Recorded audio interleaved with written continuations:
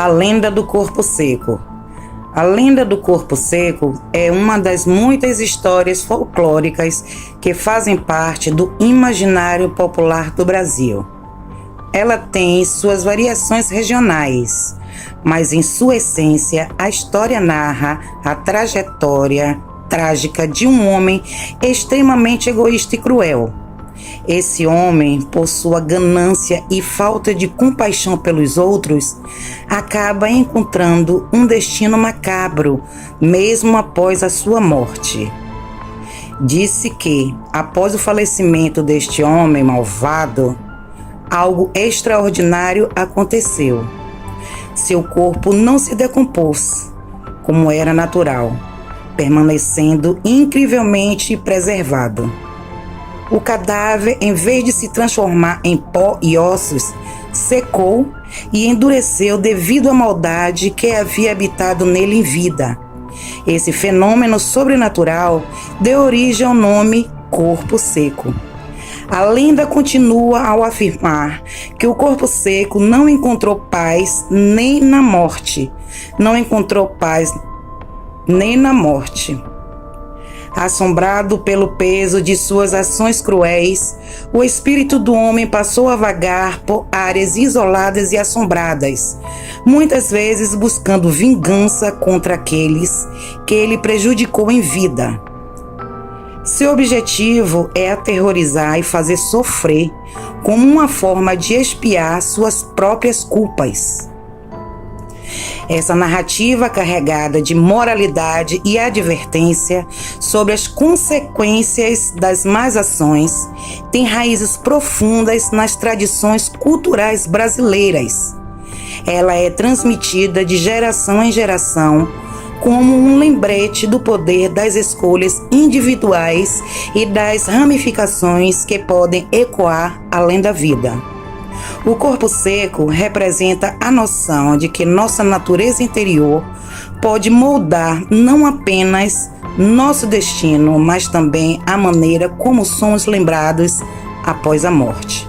Assim, a lenda do corpo seco é mais que apenas uma história assustadora. É uma reflexão sobre a ética, a moralidade e as consequências de nossas ações, entrelaçadas com a tradição oral e a rica cultura do Brasil. É sobre isso. Segundo relato. O que eu vou contar aqui agora é um relato pessoal, mais precisamente contado pela minha avó. E ela me contou certa vez que sempre na época da escravidão, onde os bisavós dela eram bem abastados, né? Tinha bastante dinheiro. O bisavô dela era coronel de café aqui na Bahia. Então, e ele era muito ruim mesmo, muito ruim. Como até hoje nós percebemos e temos algumas experiências vividas que existem realmente pessoas desse nível, desse tipo. Então, assim, ela me contou. Na verdade, nós estávamos no nosso rancho, aqui no interior da Bahia, onde moramos, né? Que nós moramos aqui na Bahia, mas foi no rancho da gente que nós nos reunimos. E aí ela começou a contar, porque estávamos falando realmente de contos de assombração, de coisas ocultas e sobrenaturais. Então, ela disse, eu tinha meu bisavô, que ele era coronel, era uma pessoa extremamente ruim, nas palavras dela, miserável. E tinha sua esposa, que era belíssima, linda, maravilhosa, tinha tudo, mas completamente subserviente a ele. Então, um dia, como eles faziam sempre, eles voltaram da igreja e aconteceu aquele almoço todo. E todo mundo comeu fartamente, menos os escravos que ficavam comendo toda aquela porcaria, todo aquele resto que ficava lá na senzala. E eles foram para a varanda para poder tomar um fresco, né? Receber uma brisa, fazer um descanso e ele acender o seu charuto e tomar um brandy. Sendo assim, já existiam alguns escravos que já tinham recebido a sua carta de alforria. E um desses escravos, ele era bem negro e passou pelo coronel e pela sua esposa.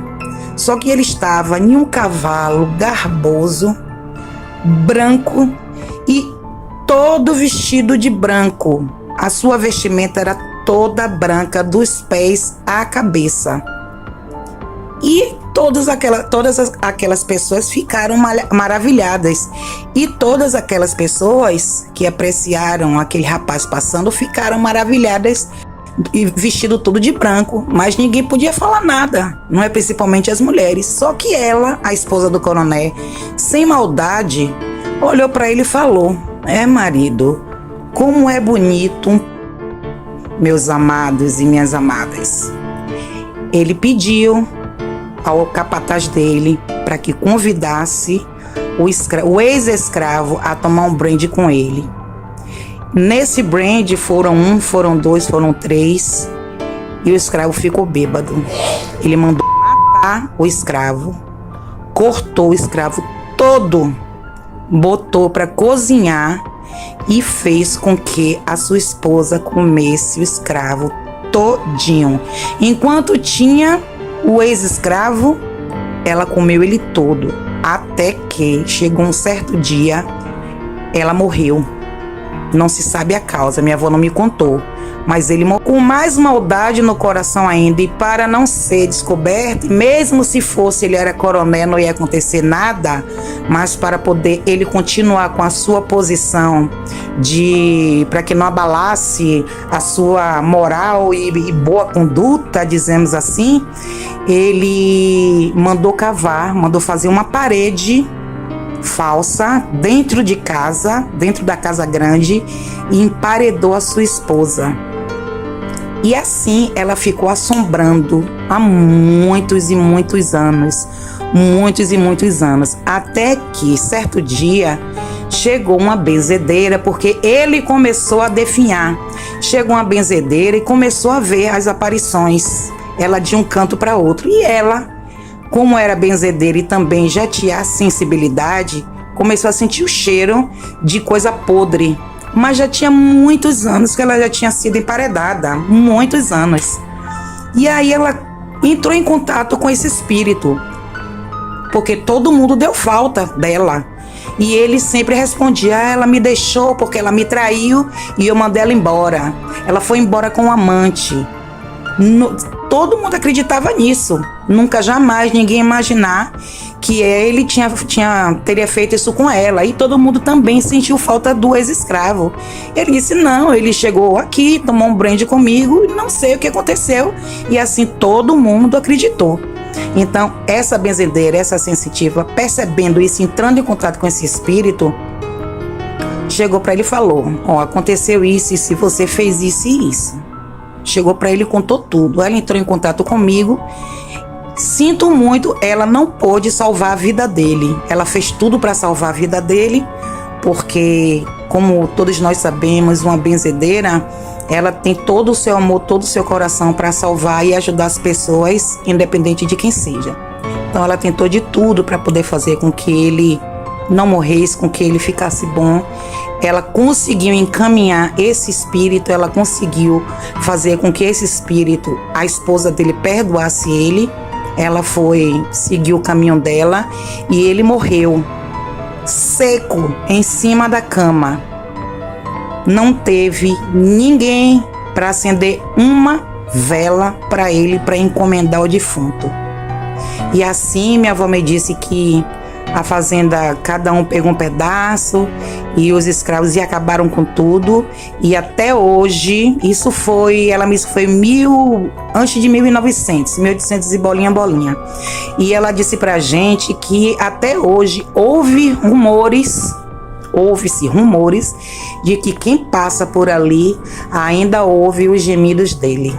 Então a lição é essa, não é? A gente tem sempre que fazer o bem. E todo mundo sabe que isso é pecado diante de qualquer religião e qualquer fé. Então fica por aqui mais um relato para vocês. Não sei a veracidade dele. Quem deve saber é a minha avó. Eu acredito.